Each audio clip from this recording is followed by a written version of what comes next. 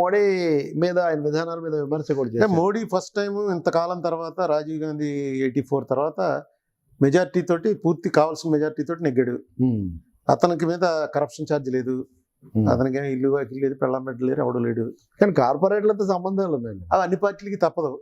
So అది నేను ఒక మాట చాలా నేను ఊహించిన మాట మోడీ నోట్లోంచి వచ్చింది. Indian Muslim will die for India అని ఒక మాట అన్నాడు. అంటే ఈయన రూట్ మారింది అనమాట.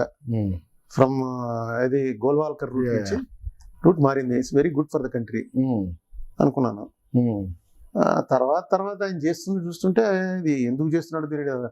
డిమానిటైజేషన్ చూస్తే డిమానిటైజేషన్ లో ఎన్ని నోట్లు వెనక్కి వచ్చాయా అని అడిగితే ఇది దేశ భద్రతకు సంబంధించింది. అవును అవును, ఇంకా అంతకన్నా రెడిక్యులస్ మీనింగ్ ఇదే ఉంటుంది. అవును, రెడిక్యులస్ రిప్లై ఇచ్చారు. అలాగే ఎందుకు ఇప్పుడు జిఎస్టీ ఉంది, ఆయన తీవ్రంగా అపోజ్ చేశాడు. అవును, ఆ అపోజ్ చేసిన మనిషి ఈవేళ దాన్ని ఎలా తీసుకొస్తున్నాడంటే ఏదో భారతదేశానికి స్వాతంత్రం వచ్చినట్టు సెంట్రల్ హాల్లో పెట్టి అర్ధరాత్రి 12 గంటలకి ఏదో ట్రిస్ట్ విత్ డెస్టినీ అని నెహ్రూ గారి స్పీచ్ ఉంది. ఆ లెవెల్లో అంటే ఇంక రేపు నుంచి ఈ 30 జూనే స్వాతంత్ర దినోత్సవం అంటాడు కూడాను. మనకి ఎప్పటిదాకా చరిత్ర క్లోజ్, ఇక్కడి నుంచి కొత్త చరిత్ర ప్రారంభం. ఎందుకు ఇవన్నీ చేయవలసి వస్తుంది? ఎందుకంటే మోడీకి చాలా హ్యాపీ మెజార్టీ తోటి చక్కగా వచ్చాడు ఆయన. నెక్స్ట్ అద్వానీ లాంటి వాళ్ళని అంత హ్యూమిలేట్ చేయక్కలేదు. అవును, ఆ కేసు ఏంటండి, అది కాంగ్రెస్ వాళ్ళే అద్వానీకి సమన్ ఇవ్వడానికి కోర్టు పెట్టింది కదా. కోర్టులు ఇవన్నీ ఎవరికి తెలియదండి. కోర్టు ఎప్పుడు కూడా వెతికి అద్వానీ లోపల అందవు. వీళ్ళు మూవ్ చేస్తే కోర్టు ఓకే ఉంటుంది. కానీ ఆంధ్రప్రదేశ్కి ప్రత్యేకంగా ఈ ప్రత్యేక హోదా ఇవ్వకపోవడం, నిధులు, ఇలాంటి విషయాల్లో ఇంకా అసలు కేర్ చేయట్లేదు ఆంధ్రప్రదేశ్. నిధులు ఇవన్నీ పక్కన పెట్టండి, మనకు ఫస్ట్ ఇయర్ డెఫిసిట్ ఏదైతే ఉంటుందో అది యూనియన్ బడ్జెట్ లో పెట్టి ఇవ్వాలి అని చెప్పారు. అది ఇవ్వలే. వీళ్ళు 15,000 కోట్లు అడిగితే వాళ్ళు 3,000 ఇస్తారా? అంటే వీళ్ళు దొంగ లెక్కలు రాశారా, వాళ్ళు మోసం చేస్తున్నారా? అది జనం చెప్పాలిగా. చాలా ఈ చంద్రబాబు నాయుడు గారి మీద నాకు ఎందుకు ఇంత డిసప్పాయింట్మెంట్ వచ్చిందంటే ఇవన్నీ ఆటోమేటిక్ గా వచ్చేస్తుంది. జగన్ వచ్చినా తెచ్చేస్తున్నాం, ఓకే ఇంకా ఎక్కువ తెస్తాడు ఈయన అనేటువంటి ఉద్దేశంతో బాగా మంచి జరిగింది స్టేట్ కనుకున్నా. ఓకే, అసలు ఏం మాట్లాడుతున్నారు, ఎందుకు చేస్తారు? ఆ విధంగా ఇద్దరు డిసప్పాయింట్ చేశారు మిమ్మల్ని. జగన్ మోడీ చంద్రబాబు ఇద్దరు గెలిచిన జరుగుతుంది అనుకున్న జరగలేదు. అది విడిపోయిన ఆంధ్రప్రదేశ్ కి కేంద్ర ప్రభుత్వం రాష్ట్ర ప్రభుత్వం కలిసి ఉన్నటువంటి పార్టీ వస్తే మంచి జరుగుతుందని ఒకటి అనుకున్నాను. చంద్రబాబు నాయుడు లాంటి సమర్థుడు మ్యానిపులేటరు వచ్చినట్టయితే ఖచ్చితంగా సిచ్యువేషన్ తనకు అనుకూలంగా మార్చుకుని, నేను ఏమనుకున్నానంటే ఫస్ట్ ఎలక్షన్ అవగానే వెళ్ళి ఈయన జగన్ కలుస్తాడు అనుకున్నాను. ఓకే, అయిపోయాడు అక్కడతో జగన్. జగన్ కలిసి పార్టీలు లేవు, అందరం కలిసి పనిచేయాలని అంటాడేమో. నేను జగన్ ఇంతవరకు ఒక అఖిలపక్ష సమావేశం కూడా పెట్టలేదు ఆయన. జగన్ సన్నిహితులు ఫోన్ చేశాను రేపు ఇప్పుడు, ఎందుకంటే పవన్ కళ్యాణ్ దగ్గరికి వెళ్ళాడు. అవును, ఖచ్చితంగా ఎత్తేసాడు. జగన్ దగ్గరికి కూడా టక్కున రోజు చంద్రబాబు నాయుడు కారు వచ్చేస్తుంది. ఈ జగన్ ఏదో తలుపులు వేసేసి నేను రాలని అన్నాడంటే అక్కడతో జగన్ చాప్టర్ క్లోజ్ అయిపోతుంది అని ఆయన సన్నిహితులందరికీ ఫోన్ చేసి చెప్పాను. రాడండి అన్నారు వాళ్ళు. నీకు తెలియదు, అతను చాలా పెద్ద మ్యానిపులేటర్, స్ట్రాటజీగా వేస్తాడు. వచ్చిన తర్వాత తప్పు జగన్ అవుతుంది, దానికి వార్న్ చేసి ఉంటుంది. కానీ నాకు తప్పు అయింది. అలా నేను ఫోన్ చేసిన ప్రతివాడు చెప్పి నువ్వు ఏదో ఎక్కడో కళ్ళగంటున్నావు. కళ వాతావరణమే లేదులేండి శాసనసభలో కానీ రాష్ట్రంలో కానీ. అసలు మీరు 2 ముఖ్యమైన పేర్లు ప్రస్తావించారు. ఇప్పుడు జగన్, పవన్ కళ్యాణ్. పవన్ కళ్యాణ్ దగ్గరికి వెళ్ళాడు, జగన్ దగ్గరికి వెళ్ళలేదని. ఇప్పుడు పవన్ కళ్యాణ్ ఆ ఎన్నికల్లో వీళ్ళని బలపరిచాడు, తర్వాత ఆయన ప్రత్యేక హోదా విడగొట్టుకున్నారు, తన పార్టీని కూడా క్రియాశీలం చేస్తా అన్నారు. మీరు కూడా ఒక దశలో ఆయన చేయొచ్చు అని ఇప్పుడు ఎలా అనుకుంటున్నారు? ఇంతకుముందు మనం ముద్రగడ అవి కూడా మాట్లాడాం, మీ జిల్లాలో ఉన్న ఆ పరిస్థితులు పెట్టించాం. పవన్ కళ్యాణ్ పాత్రను మీరు ఎలా చూస్తున్నారు? పాత్ర ఉంటుంది అనుకుంటున్నారు? ఏమంటే పవన్ కళ్యాణ్ తోటి నాకు డైరెక్ట్ అంటే చిరంజీవితో మాకు సినిమా ద్వారా సంబంధం ఉంది. ఓకే, నేను ఆయన సినిమాలు చూసేవాళ్ళం. ఓకే, నేను పవన్ కళ్యాణ్ సినిమాలు కూడా ఏదో 1-2 చూసుంటాను. చూడలేదా? అత్తారింటికి దారి అదొకటి టీవీలో వచ్చినప్పుడు చూసాను. అచ్చా, ఈజ్ ఉంది, మంచి యాక్టర్. పవన్ కళ్యాణ్ టాప్ ఇట్లోకి వస్తాడు, మంచి యాక్టర్. ఒక రకంగా చిరంజీవి కన్నా ఈజ్ ఉందేమో కూడా అనిపిస్తుంది ఒకసారి. అవును, అతను జనరల్ గా సినిమా ఫీల్డ్ లో ఉన్న టాక్ ఏంటంటే గోదావరి బిడ్డ సరే. అది కాకుండా జనరల్ గా సినిమా ఫీల్డ్ లో అదేంటంటే కొంచెం మొండివాడు. డెఫినెట్ గా మొండివాడి వల్ల మంచి జరుగుతుంది. వాడు ఎక్కువ ఆలోచన పరుడు అయితే ఏం ఆలోచిస్తాడో తెలియదు, కానీ రాజశేఖర రెడ్డి లాగా ఇన్స్టింక్ట్ తోటి పోయేవాడు అనుకోండి, జనరల్ గా మంచిగా జరుగుతుంది. కానీ ఏమో అసలు ఏం జరుగుతుందో పవన్ కళ్యాణ్ అంటే ఈ సామాజిక సమీకరణాలు ఇవన్నీ వచ్చినప్పుడు ఒకటేమో మనకి ఇవ్వాల్సింది ఇవ్వలేదనే భావన ఒకటి, రెండోది నేను బలపరిచాను, వాళ్ళు నిరుత్సాహపరిచారు కాబట్టి నేను సొంతంగా మళ్ళీ ప్రజల ముందుకు వస్తున్నాను ఒక ప్రయత్నం అంటే చేస్తున్నట్టు. ఇప్పుడున్న ట్రయాంగిల్ దీంట్లో ఈయన వస్తే ట్రయాంగిల్ అవుతుంది. ఈయన ఎవరికి బెనిఫిట్ చేయడానికి వచ్చాడనే ప్రజల్లో చర్చ ఉంటుంది తప్ప ఈయన గెలుస్తాడన్న చర్చ రాదు. ఆ చర్చ వచ్చే వాతావరణం రాలా. మరి ముందు ముందు వస్తుందేమో నాకు తెలియదు. ఇప్పుడు ఉన్నవి రెండే ఫోర్స్లు. ఒక లెక్క ఏం చెప్తారంటే పవన్ కళ్యాణ్ని కాపు కింద చూస్తారు. నేను చూడండి అనుకోండి, మామూలు చూసేవాళ్ళు ఈ కుల రాజకీయాల్లో ఒక రెడ్డి, ఒక కమ్మ, ఒక కాపు, మూడు కూడా అగ్ర కులాలు, మూడింటి బలమైన కులాలు, ఈయన కాపు కింద చూస్తారు. లాస్ట్ టైం చిరంజీవి వచ్చిన కాపు ఓట్లన్నీ ఈయనకి వచ్చాయనుకోండి, ఎవరికి నష్టం? మొన్న అన్ని చంద్రబాబుకి వచ్చాయి. అవును. ఈసారి అన్ని జగన్కి వెళ్ళే పరిస్థితి. ఓకే. మొన్న లెక్కేసుకుంటే చంద్రబాబుకి నష్టం, ఈవేళ లెక్కేసుకుంటే జగన్కి నష్టం. అంటే చంద్రబాబు రాకపోవడం వల్ల అవి తగ్గుతాయని కూడా ఒక ఇవన్నీ. అంటే పవన్ కళ్యాణ్ ఇంకా నా ఉద్దేశంలో డైరెక్ట్ రాలే. అలా అతని టీం ఏంటి, ఏం చేయబోతున్నాడు స్పష్టత. ఇంకా మొన్న కాంగ్రెస్ కి ఒకటి పంపాడు ఆయన, నేను రాలేకపోతున్నాను మీటింగ్ కి. అవును. బంగాళాఖాతంలో కలపండి అన్న కాంగ్రెస్ ని ఈవేళ స్పెషల్ కేటగిరీ, ప్రత్యేక హోదా, అదే స్పెషల్ స్టాటస్, చాలా క్లారిటీ ఉంది అందులో. ఆ ట్వీట్ పంపడం వల్ల మంచిదే అంటారు. అది చాలా మంచిది. మెచ్యూరిటీ కదా. మెచ్యూరిటీ. అయ్యో అంత గట్టిగా నేను ఇప్పుడు చిరంజీవితో ఈయన గొడవ ఏంటంటే కాంగ్రెస్ లో గొడవ ఉంటారు. మరి ఈవేళ ఈయన బెండ్ అయ్యాడుగా. అవును. అంటే కాజ్ కోసం బెండ్ అవుతాడు. అవును. అది మంచి సిగ్నల్ అవుతుంది. అట్లీస్ట్ నేనైతే అది. ఎలా ఉంది అక్కడ అనువాదం? మీరు మధ్యలో చిన్న ప్రశ్న, రాహుల్ గాంధీని జేడీసీలో అనువాదం చేస్తుంటే ఇప్పటి వరకు మీరే చేస్తూ వచ్చారు కదా చాలా కాలం పాటు. బాగా చేస్తాడండి జేడీసీలో. ఆయన ఐఏఎస్ ఆఫీసర్ ఇంత ముందు కూడా చేశాడు. ఆయన చేశాడు. అయినా ట్రాన్స్లేషన్ ఇది కాదు. నేను కొంచెం ఎక్కువ మాట్లాడతాను కాబట్టి జనాలకు అలవాటు పడింది. అదే అదే శీలం ఎగ్జాక్ట్ గా ఆయన ఏం చెప్పాడో అదే చెప్పాడు. రాహుల్ గాంధీ బాగానే మాట్లాడినట్టున్నాడు. అంటే రెండు చోట్ల కూడా ఈవేళ ఆంధ్రప్రదేశ్ లో ఉన్న పరిస్థితిలో అంత పెద్ద మీటింగ్ జరగటం కాంగ్రెస్ కి అసలు నేనైతే ఊహించలేదు.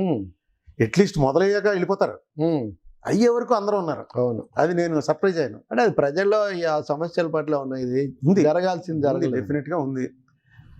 అయితే రావాల్సింది మీరు ప్రభుత్వం చేయలేదు అన్నట్టుగానే ప్రతిపక్షం కూడా చేయాల్సింది చేయడం లేదు జగన్ కూడా అని మీరు ఒక దశలో మీరు ఒక మాట అన్నారు. తర్వాత మీరు ఆయన కలుసుకున్నారు కూడా. నిజంగానే బాగా ప్రజాదరణ అవన్నీ ఉన్నప్పటికీ దగ్గరగా ఉండే పార్టీ. నేను ఒక స్పెసిఫిక్ ఇన్సిడెంట్ లో చెప్పాను. చెప్పండి. ప్రతిపక్షం పాత్రలో జగన్ ఫెయిల్ అయ్యాడు అన్నది స్పెసిఫిక్ ఇన్సిడెంట్ ఏంటంటే, స్పీకర్ మీద అవిశ్వాస తీర్మానం పెట్టారు. పెడితే అది కాన్స్టిట్యూషన్ లో క్లియర్ గా ఉంది, స్పీకర్ మీద అవిశ్వాస తీర్మానానికి ఖచ్చితంగా 2 weeks నోటీస్ ఇచ్చి తీరాలి.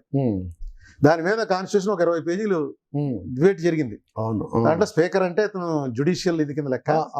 ఏదో ఆ రోజున్న సభ్యుల్లో మెజారిటీ ఉందని దింపాడు, సీఎం దింపేసినట్టు కుదరదు, అందరూ రావాలంటే 2 weeks పడుతుంది అని కాన్స్టిట్యూషన్ లో పెట్టారు. అది పెట్టిన విషయం జగన్ స్పీచ్ లో చెప్పాడు.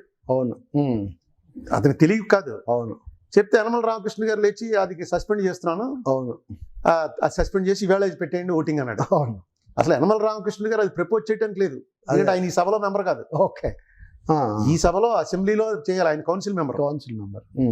నాలాంటి వాడి టీవీలో చూస్తుంటే అర్థమైంది ఇతను ఎలా చేస్తాడు, ఎవడో చేత చేయించవలసిందని. అంటే సభా వ్యవహారాల మంత్రి కూడా లేదు. సభా వ్యవహారాల మంత్రి గానీ ఆయన ఓట్ వేయడానికి కానీ అమెండ్మెంట్ ప్రపోజ్ చేయడానికి కానీ అసెంబ్లీలో రైట్ లేదు. ఆయన ప్రపోజ్ చేశాడు, వీళ్ళు పార్టిసిపేట్ చేశారు. వీళ్ళు వాకౌట్ చేసి బయటకు వచ్చితే నేషనల్ ఇష్యూ అవుతుంది. ఓకే.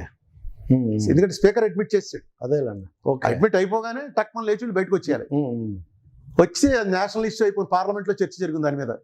కాన్స్టిట్యూషన్ ని ఓవర్టేక్ చేయడానికి లేదు. సో ఆ నిబంధనల ఉల్లంఘన తగినంతగా వాళ్ళు దాన్ని తెలిసి కూడా తెలియదు అనుకోండి, చదవాలని నేను రూల్ ఏం లేదు, తెలిసి అన్ని చదివి జగన్ అందులో పార్టిసిపేట్ చేయటం చాలా టోటల్ అసలు డిజాస్టర్ అనమాట. నేను ఆశ్చర్యపోయాను, ఇదేంటి ఇలా చేసాడని. అదే ఒక ప్రెస్ మీట్ లో చెప్పాను అక్కడ వైజాగ్ లో.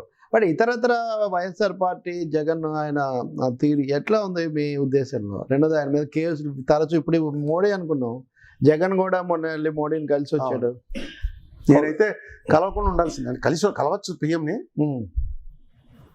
వెంటనే బయటకు వచ్చి క్యాండిడేట్ ఎవరో తెలియకుండా, అది తప్పు నా ఉద్దేశం. పొరపాటు. వాళ్ళ పర్మిటేషన్స్ నాకు తెలియదు, అది ఎందుకు అన్నాడో మరి, లేకపోతే వాళ్ళు ఏమన్నా మోడీ చెప్పాడేమో బయటకి డిక్లేర్ చేసి ఉండొచ్చు. నెక్స్ట్ నేను ముందు నుంచి చెప్తున్నాను, నాకు ఉన్న నాలెడ్జ్ లో జగన్ మీద పెట్టిన కేసు ఏది కూడా నిలబడదు, నిలబడే కేసు ఏం కాదు. కేసుల తీవ్రత అంతా కూడా రాజకీయ ఉద్దేశాలతో వచ్చిన తీవ్రతే తప్ప అంత తీవ్రమైన కేసులు ఏం కాదు. సో అయితే ఈవేళ పొలిటికల్ గా డెసిషన్ల మీద ఆధారపడి జరుగుతున్నాయి. లేకపోతే అద్వానీని ఆ కేసు తోడడం అన్నంత లెవెల్లో వెళ్తున్నప్పుడు ఆ రోజు ఉన్నాడు కదా అద్వానీ గారు అక్కడ నాయకుడు. అద్వానీ మరి ఈవిడ లేదా, ఉమాభారతి లేదా, అందరి మీద ఆమె మీద కూడా పెట్టారు. ఆవిడ పిల్లలేదుగా, ఆవిడ మంత్రి పోలేదు. మీకు ఎవరు అద్వానీని ఇప్పుడు ప్రెసిడెంట్ అవ్వకుండా ఎలా మంత్రి పోవాలి? ఉమాభారతి రాజీనామా చేయాలి. ఇక్కడ ఐవైఆర్ కృష్ణారావుకి జరిగిన అవమానం లాంటిది అక్కడ అద్వానీకి జరిగిందండి. అంతే, ఎంత అవమానం చేయక్కలే ఆయన్ని. సో ఈ ఎన్నికలైన తర్వాత జగన్ పార్టీ దాని వైఎస్ఆర్ పార్టీ దాని తీరుతెన్నులు అది బలపడుతుంది అంటారా? మీరు ఎట్లా చూస్తున్నారు? అంటే కాంగ్రెస్ అది మీకు తెలిసిన వాళ్ళందరూ అందులోనే ఉన్నారు కదా, మీకు ఆయనతో పరిచయం కూడా ఉంది. ఈవేళ ఎలక్షన్ జరిగితే డిక్లేర్ అయిపోయింది అనుకోండి, మంది ఇది అయ్యేటప్పటికి వచ్చేసిందండి ఎలక్షన్, జగన్ స్వీప్ చేస్తాడు. అయితే ఇంకా సంవత్సరం 2 సంవత్సరాలు, ఈ 2 సంవత్సరాల్లో పవన్ కళ్యాణ్ చంద్రబాబు మారుతారేమో అనే విధానాలు మారక్కర్లేదండి, మారినట్టుగా జనాలను మార్చగలరు. ఆయన దగ్గర టాక్టిక్స్ ఉంది, లెక్క చేయట్లేదు అసలు. బీజేపీ పాత్ర ఎలా చూస్తున్నారు ఉండవల్ గారు? ఎక్కువగా గోదావరి విశాఖ అక్కడే ఎక్కువగా వాళ్ళకు ఉంది వాస్తవానికి. అయితే మొన్న బీజేపీకి ఎవరైతే ట్రెడిషనల్ ఓటర్స్ ఉన్నారో వాళ్ళే ఇప్పుడు బీజేపీకి బద్ధ శత్రువులు, ట్రేడర్స్. అవును, జిఎస్టీ అనేది అసలు ఎవరికి క్లారిటీ లేదు. అవును, దాంతో అర్థం ఒక మీటింగ్లు పెట్టుకుని ఇది ఎలాగా ఇది ఎలాగా అని ఏదో 5% కడుతున్నవాడు రేపు నుంచి 28% అంటే వాళ్ళకి పోయేది ఏం లేదు, జనం దగ్గర వసూలు చేస్తారు. వాళ్ళు భయపడుతుంది ఏంటంటే ఇక్కడి నుంచి ఆ అధికారుల వేధింపులు ఎలా ఉంటాయని వచ్చి పిండేస్తారు. సో చాలా భయపడుతున్నారు వాళ్ళే, అసలు బ్యాక్ బోన్. సో బీజేపీ కూడా ఒక పునాది ముఖ్యమైనది ఈ దెబ్బది, విశ్వాసం పోయింది అంటారు ఈ దెబ్బతో. జిఎస్టీ వల్ల నోట్ల రద్దు కూడా వాళ్ళ మీద చాలా ప్రభావం. అయితే ఒక ఆయనకి ఎప్పుడు కూడా నెగిటివ్ పాజిటివ్ గా మారి మోడీ చరిత్ర చూడండి మీరు. ఎంత డౌన్ లో పడిపోతారో అదంతా ప్లస్ అవుతుంది. అప్పుడు నిజంగా ఆ రోజున అక్కడ జరిగింది గుజరాత్ మారణ హోమంలో అయిపోవాలి అసలు. అయిపోయి వాజ్పేయిని రిజైన్ చేస్తానడు. అవును, అతను ఉంటే నేను ఎలా వెళ్తాను, ఇంకా అసలు ఏ మొహం పెట్టుకుని వెళ్ళని. అటువంటి వాడు ఇవాళ ప్రధానమంత్రి సీట్లో కూర్చోబెట్టారు. ఆ నెగిటివే ఇప్పటికీ అతనికి ఆ పాజిటివ్ గా మారింది. అలాగే డిమానిటైజేషన్ బ్లండర్, ఏది యూపీ నెగ్గడిగా. అవును, ఇప్పుడు రేపు దీనివల్ల జిఎస్టీ బ్లండర్. యూపీలో కూడా సమాజ్వాదీ పార్టీ చీలిపోవడం, బిఎస్పీ నిర్దిష్ట కారణాలు కూడా కొన్ని కనపడుతున్నాయి. ఈ కారణాలన్నీ పోస్ట్ మార్టం చేస్తే దొరుకుతాయి కానీ ముందు అసలు సక్సెస్ గెలవడం నిజం. సక్సెస్ స్పీక్స్ అండి. అవును, గెలిచాడా లేదా? అవును, గెలిచాడు. రేపు ఏం జరగబోతుంది? రేపు 19 ఎలక్షన్కి వీళ్ళందరూ కలిస్తే అతను కొట్టచ్చు. నిన్న మొన్న టైమ్స్ ఆఫ్ ఇండియాలో ఒక ఎడిటోరియల్ పేజీలో ఎవరో రాశారు, 19 ఎలక్షన్లో మోడీ గెలిస్తే 24కి ఎలక్షన్ ఉండదని. అవును, మార్చేస్తాడు కాన్స్టిట్యూషన్, రాశారు డైరెక్ట్ గా ప్రెసిడెంట్ ఓటు పెట్టి. దాదాపు అధ్యక్ష తరహా ఇప్పటికే ఏదో ఎలా కావాలంటే అలా చేసుకుంటాడు. అవును, ఇప్పుడు కేసులు మోడీ ఇవన్నీ వచ్చాయి కాబట్టి మనం తప్పనిసరిగా మాట్లాడుకోవాల్సిన అంశం ఒకటి ఉంది. చట్టబద్ధమైన కేసులు, చట్ట విరుద్ధమైన కేసులు అని మీరు తరచు అంటుంటారు. ఇప్పుడు మీరు మార్గదర్శి కేసు పెట్టారు.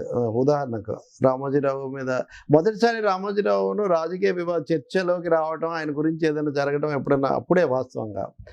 ఆ తర్వాత మనం శారదా కుంభకోణము, పోంజీ ఇవన్నీ కూడా చూస్తుంటే అసలు దేశవ్యాప్త స్వభావం కూడా ఈ చీటీలు వీటికి సంబంధించిన ఇవి ఒక రాజకీయాల్లో మీడియాతో కూడా సంబంధం ఉంది వీటన్నిటికీ కూడా. ఇప్పుడు ఏమనిపిస్తుంది అంటే అప్పటి కేసు ఒకటి, అప్పుడు నేను కూడా ఎవరికి తెలియని ఒక విచిత్రమైన విషయం మొన్న జనవరిలో తెలిసింది. ఏంటంటే ఈ రామోజీరావు గారిది ఏదో నేను ఎక్స్పోజ్ చేశానని, నేను ఆయన అల్లరి చేశానని, నా మీద చాలా మంది శత్రువులు అయ్యారు, గ్లామర్ కూడా చాలా పెరిగింది. దానివల్ల నేను టీవీలోకి రావటం, జయంట్ కిల్లర్ అంటారు ఎన్నికల్లో, మీరు జయంట్ కిల్లర్ లాంటివి ఇది వచ్చింది కదా అని వచ్చింది. మొన్న వైవి రెడ్డి గారని రిజర్వ్ బ్యాంక్ బుక్ రాశాడు. ఆ బుక్ లో ఒక పేజీలో మార్గదర్శి రాశాడు. రాస్తూ ఆయన ఏం రాశాడంటే 2005లోనే మార్గదర్శి మా దృష్టికి వచ్చింది, దృష్టికి వస్తే మేము నోటీస్ ఇచ్చాం, ఆ నోటీస్కి మార్గదర్శి వాళ్ళు ఇచ్చిన సమాధానాలు మేము అంగీకరించలేదు, వెంటనే డబ్బు వెనక్కి ఇచ్చేయని చెప్పి టైం ఇచ్చాం, ఖాతాదారులను దృష్టిలో పెట్టుకుని ఖాతాదారులు దెబ్బతినకుండా ఉండాలని ఈ రహస్యాన్ని రహస్యంగానే ఉంచేసాం. ఓకే, ఇదే మాటలు రాశాడు. ఓకే, ఇప్పటి వరకు ఆ తర్వాత గొడవ అయింది. 2006లో ఎవరో బయట పెట్టి గొడవ చేశారు. ఇప్పటి వరకు ఏ చర్యలు లేవంటే బహుశా డబ్బంతా వెనక్కి ఇచ్చేసి ఉంటాడు అని చెప్పి ఒక పేజీ రాశాడు. ఓకే, అంటే government, Congress government, YV Reddy garu government తెలియకుండా వైవి రెడ్డి గారు ఇవ్వడం, పర్మిషన్ ఇవ్వాలంటే కాంగ్రెస్ గవర్నమెంట్ పర్మిషన్ తీసుకుంటాడు. 2005 కాంగ్రెస్ పర్మిషన్ తీసుకుని కాంగ్రెస్ పార్టీ వాళ్ళే ఈయనకి ఇచ్చారు. ఇస్తే ఈయన ఇచ్చాడు. ఈ విషయం నాకు ఇప్పుడు తెలిసింది. అప్పుడు తెలియదు నాకు ఎప్పుడు తెలియదు. ఇప్పుడు మొన్న జనవరిలో ఆయన బుక్ ఓపెన్ అయితే ఆ బుక్ చదివితే తెలిసింది నాకు. ఇదే విషయం, అసలు విషయం. ఎందుకంటే అప్పుడు మీరు కేసు ఇవన్నీ చేస్తున్నప్పటికే ఇది అయిపోయింది. ఆయన సమాధానాలు టైం ఇచ్చేయడం అన్ని అయిపోయాయి. తర్వాత మా ఇంట్లో దానికి అనుకోకుండా ఇది బయటికి రావటం ఇదంతా జరిగింది. కానీ అప్పటికే గవర్నమెంట్ ఆఫ్ ఇండియా కన్సల్టేషన్ తోటే చేసి ఉంటాడని ఆ మాట ఆయన రాయలేదు. కానీ వైవి రెడ్డి గారు ఈయన ఎవరు పర్మిషన్ ఇవ్వడానికి అఫెన్స్ జరిగితే 46S వైలేషన్ అది. ఆ వైలేషన్ మీద ఈయన ఇవ్వడానికి లేదు unless the government also agrees. Definite గా ఆయన గవర్నమెంట్ తో చెప్పుకుంటాడు. ఆయన టైంకి తీసుకుని డెసిషన్ కరెక్ట్ అయి ఉండొచ్చు. ఎందుకంటే ఎంతమంది ఖాతాదారులు వీళ్ళందరూ ఇప్పుడు అగ్రి గోల్డ్ వీళ్ళందరికీ కూడా టైం ఇచ్చుంటే వెనక్కి తీర్చేద్దరు. వీళ్ళందరినీ నొక్కేశారు కాబట్టి తీర్చలేకపోతున్నారు. రామోజీరావు గారికి టైం ఇచ్చారు, ఆయన తీర్చుకున్నాడు. దీంట్లో జరిగింది ఏంటంటే క్రిమినల్ ఛార్జ్ నుంచి ఆయన ఎలా బయటపడతాడు? ఆ క్రిమినల్ ఛార్జ్ నుంచి బయటపడేటువంటి అవకాశం ఇచ్చే హక్కు గవర్నమెంట్ ఆఫ్ ఇండియా కూడా లేదు. కోర్టులే తేల్చాలి. కానీ వాళ్ళు డెసిషన్ తీసుకుని పారేశారు, అంతే అయిపోయింది. ఎవడో తర్వాత పట్టించుకోవాలి. కాంగ్రెస్ కి క్లోజ్, బీజేపీకి క్లోజ్, కమ్యూనిస్టులకి క్లోజ్, దేశంలో అందరికీ ఆయన క్లోజ్ అయితే ఆయన మనం ఏం చేయాలి? అరుణ్ కుమార్ గారికి నాకేంటి అసలు? నాకు ఆయన ఏం చేశాడు? నాకేం ద్రోహం చేయలేదు. నాకు ఆయన ఎప్పుడు చూడలేదు కూడా, నేను పేపర్లో టీవీలో చూడడం తప్ప. కానీ మొన్న కూడా ఆయనకు పద్మవిభూషణ్ ఇచ్చినప్పుడు మీరు ప్రత్యేకించి అర్హత కింద కాబట్టి పోరాటం వదిలిపెట్టలేదు. పోరాటంగా ఇదో ప్రెసిడెంట్ ఏంటి ఇప్పుడు ఇవాళ పద్మవిభూషణ్ ఇవ్వకపోతే ఆయనకి నష్టం ఏంటి? ఇవన్నీ కూడా ఆనరీగా పెద్ద కీర్తి మీకు ఇస్తున్నప్పుడు ఈ కేసులు ఉన్నాయి కాబట్టి చూసి చెప్పాలి. కేసులు ఇంకా మీరు నడిపిస్తే బాధ. నేను కాదు, గవర్నమెంట్ పెట్టిన కేసులు అన్ని. మొన్నే నేను ఇంప్లీడింగ్ పిటిషన్ వేస్తే కేసీఆర్ గారు గవర్నమెంట్ రిప్లై ఇచ్చారు. ఏమని? నువ్వు చాలా బాగా విజిల్ బ్లోయింగ్ చేసి చాలా బాగా దీన్ని బయట పెట్టావు. ఇది రామోజీ కేసులో బాగా చేశారని చేశారు. కానీ మా గవర్నమెంట్ కూడా ఏం వదిలిపెట్టలేదు, నువ్వు ఇంప్లీడ్ అవ్వక్కర్లేదు, మేమే దీన్ని లాజికల్ ఎండింగ్ తీసుకెళ్తాం అంటే ఒక సెంటెన్స్ నువ్వు బాగానే చేసావని ఇచ్చారు. Okay, Telangana government. కానీ ఆ మీడియా కేసీఆర్ ప్రభుత్వం పట్ల, 3 ప్రభుత్వాల పట్ల చాలా సానుకూలంగా ఉందని అభిప్రాయం. ఇప్పుడు మీతో సానుకూలంగానో, ఆయన మాజీ కమ్యూనిస్టు, మీతో సానుకూలంగా ఉండొచ్చు. ఆయన యాంటీ కాంగ్రెస్, బీజేపీ తోటి టీడీపీతో సానుకూలంగా ఉండొచ్చు. కాంగ్రెస్ వాళ్ళు ఎంత బ్రహ్మాండమైనటువంటి ఆయనకి ఇది చేస్తారని ఎవడు ఊహిస్తాడు? నిజానికి విజయభాస్కర్ రెడ్డి హయాంలోనే ఆయన చాలా ఎక్కువగా జరిగాడు. అది కాదు, 2005లో ఎంత క్రూషియల్ నిర్ణయం తీసుకుని తీసుకెళ్లి ఇమీడియట్ గా జైల్లో పెట్టవలసినటువంటి క్రిమినల్ కేసులో ఇన్వాల్వ్ అయిన మనిషికి ఖాతాదారులను దృష్టిలో పెట్టుకుని నీకు టైం ఇచ్చామని వైవి రెడ్డి గారు, మోస్ట్ రెస్పెక్టెడ్ ఐఏఎస్ ఆఫీసర్, ఆయన ఆత్మకథ తెలుగులో రాశాడు. అది కూడా చెప్పాడు. ఆయన తెలుగు అయితే బాగా వస్తుంది నాకు, తర్వాత ఇంగ్లీష్ లో ట్రాన్స్లేట్ చేస్తాను నా మాతృభాష. ఆయనకు నిర్మోహమాటంగా రాసి పారేశాడు. ప్రత్యేక హోదా మీద కూడా చెప్పాడు. అవును, ఆయన రాసి పారేశాడు. సో ఈ స్టాండ్ విండికేటెడ్ పొలిటికల్ టర్మినాలజీలో. పొలిటికల్ లేకుండా ఆయన చేయడు. వైవి రెడ్డి రాసిన దాన్ని బట్టి చూస్తే మీ పోరాటం సమర్థనీయమైంది, న్యాయమైంది అనేది తెలుస్తుంది వాస్తవానికి. ఇప్పుడు నా పోరాటం లేదని నేను ఊరికే ఎక్స్పోజ్ చేశాను తప్ప, మీరే కదా చేశారు. గవర్నమెంట్ కేసు పెట్టింది అంటే అప్పుడు రాజశేఖర రెడ్డికి ఆయనకు రైవలరీ ఉందని ఇవన్నీ మామూలుగా రకరకాలు ఇది చేశారు. కానీ రాజశేఖర రెడ్డికి అతనికి రైవలరీ ఉంటే 2005లో రాజశేఖర రెడ్డి సీఎం ఉండగా గవర్నమెంట్ ఎందుకు పర్మిషన్ ఇస్తుంది? కేంద్రం కదా. అవును, కేంద్రం అయితే కాంగ్రెస్ కదా. రాజశేఖర రెడ్డి నిజంగా ఇతను ఏదో చేసేయాలనుకుంటే ఎందుకు పర్మిషన్ ఇస్తుంది?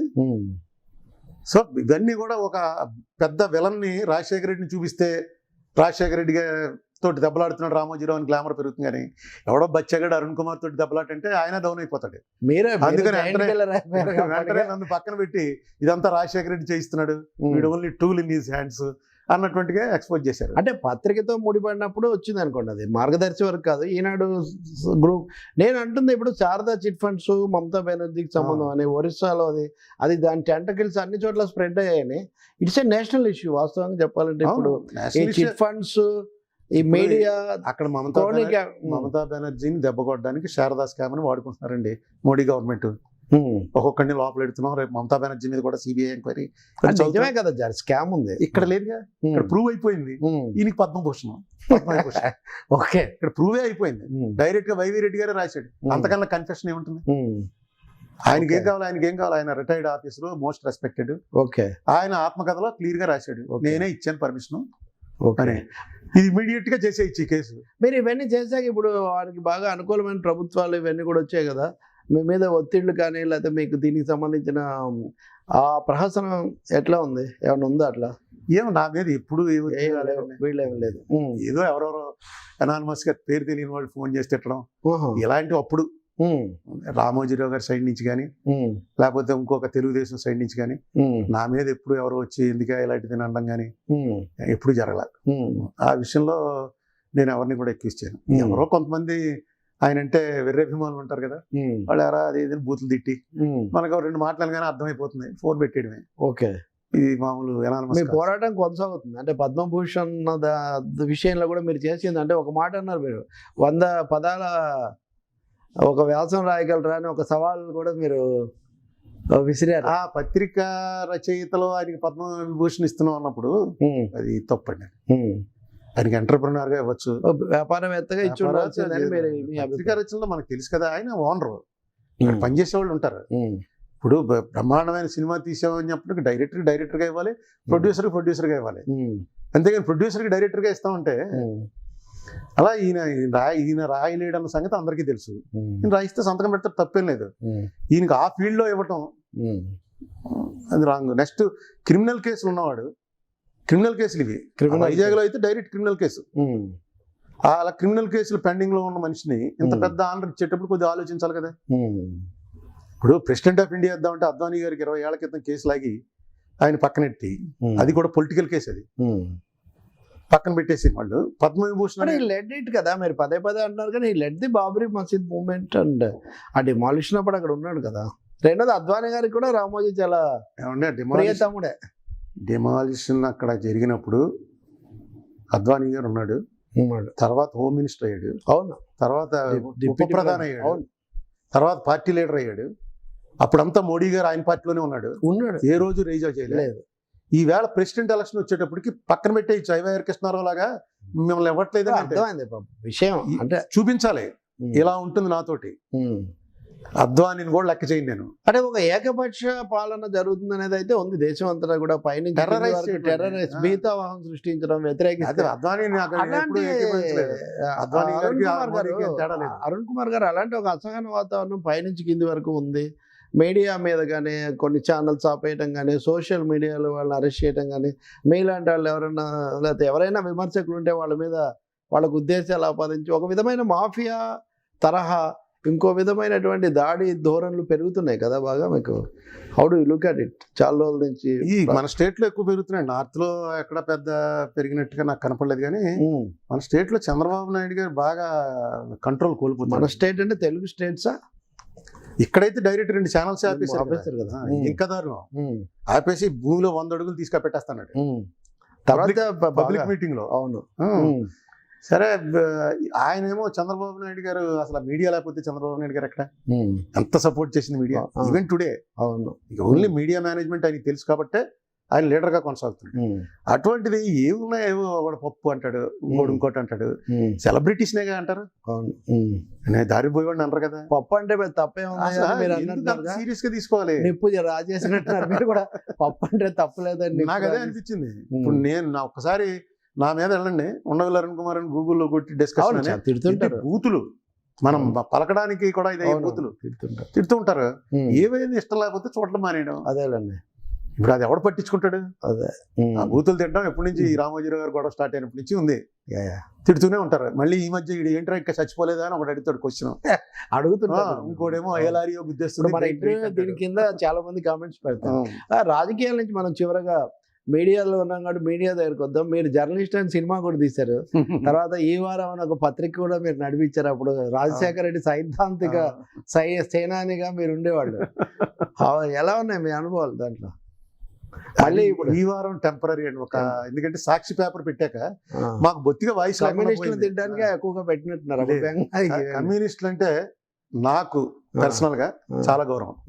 ఎందుకంటే ఇవాళ కూడా సింపుల్ లైఫ్, సెల్ఫ్లెస్ గా ఉంటాం, ఇవన్నీ కూడా కమ్యూనిస్టులో నేను చూశాను. నాకు ఎప్పటి నుంచో మా ఊళ్ళో అంతా కమ్యూనిస్టులే. రాజశేఖర రెడ్డి చాలా ఇష్టం. అవును, ఈశ్వర్ రెడ్డి అనుయాయులే కదా వాళ్ళ నాన్న వీళ్ళు. రాజశేఖర నాకు చెప్పాడు చాలా సార్లు. నాకు ఆర్ఎస్ఎస్ వాళ్ళు అంటే కూడా అందుకే ఇష్టం. Even though differ with their ideology. వాళ్ళు సింపుల్ లివింగ్, ఆనెస్ట్ గా ఉంటారు. ఓకే, వాళ్ళది ఐడియాలజీయే టోటల్ గా మనం. తాత్కాలికంగా ఈ వారం పత్రిక పెట్టారన్నమాట. ఈ వారం పత్రిక 9 నెలల్లో 10 నెలల్లో ఈ లోపు సాక్షి పెట్టిన తర్వాత ఇంకా అవసరం లేదు ఇది అదేలే అని అంతే. 4 రన్నర్ లాగా. తర్వాత కూడా ఇప్పుడు రన్ అవుతున్నట్టుంది. ఆ టైంలో మా దగ్గర ఉన్నటువంటి టీం అంటే చాలా మందికి తెలియని విషయం, మీరు సినిమాలు తీశారు అని తెలియదు వాస్తవానికి. డబ్బింగ్ అంటే అది కూడా ఈ రామోజీరావు అప్పుడు మీడియా అనేది ఉంది పెట్టి ఎలా ఉంది అది. లోకేష్ పప్పులాగే మీడియా అనగానే రామోజీరావు గుర్తొస్తాడు. అవును, ఆయన సెలబ్రిటీ. లీడింగ్ మిగతా వాళ్ళు అసలు ఎవరు దానికి ఓనర్స్ కూడా తెలీదు. ఆయన నేనే చీఫ్ ఎడిటర్ అని చెప్పి ఆయన ఫోటోలు ఉండి ఆయన అందరికీ తెలుసు.